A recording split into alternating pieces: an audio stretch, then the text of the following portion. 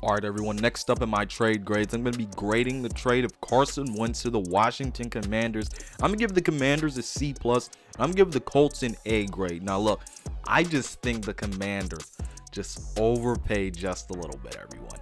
I don't think for Carson Wentz, a guy who really folded at the end of last year, couldn't come up in the clutch when the Colts needed him, and a guy who was wildly inconsistent and has been wildly inconsistent, I don't think he's worth a third and a conditional third for next year, which is probably going to turn into a second. Now, they did swap second round picks.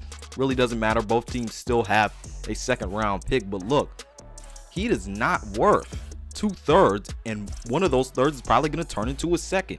Carson Wentz is just not worth that, everyone, for a guy who's been inconsistent and for a guy who hasn't been reliable in crunch time. I just don't think he's worth that. And for the Colts to get that compensation in return and also swapping a second round pick, I think that's really good for them. You got a third this year, you got a third for next year that's probably going to turn into a second round pick. This is a really good trade for the Colts, especially because they got Matt Ryan. They're going to be surrounding pieces around him this year and next year. So look, good trade for the Colts right here.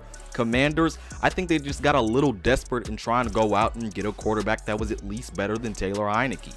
They just got a little bit impatient and a little bit desperate here, and they gave up a bit too much. But for the Colts, I thought this was a good trade. You got a conditional third, you got a third this year, you also swapped second round picks, and you got a better quarterback, and then you got those picks to pick some players that will be good to help out Matt Ryan.